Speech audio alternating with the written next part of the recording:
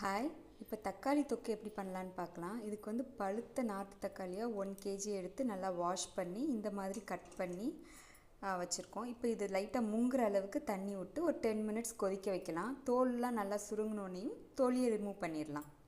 Once tomatoes boil ஆனதுக்கப்புறம் நம்ம அது சூடு ஆறுனதுக்கப்புறம் தொலியை மட்டும் ரிமூவ் பண்ணிவிட்டு உள்ளே இருக்கிற இதை மட்டும் எடுத்துக்கிறோம். அதை நல்லா ஸ்மாஷ் பண்ணிவிட்டு குக் பண்ணலாம்.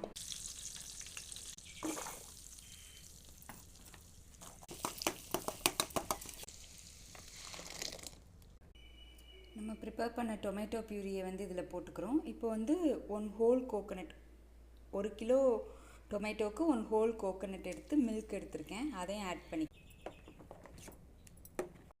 சீத கன்சிஸ்டன்சி இவ்வளோ திக்கன் ஆகிற வரை நம்ம ரொம்ப பேஷன்ஸாக அதை வந்து கொதிக்க விடணும். நான் 2 ஸ்பூன் சாம்பார் பொடியும் உப்பும்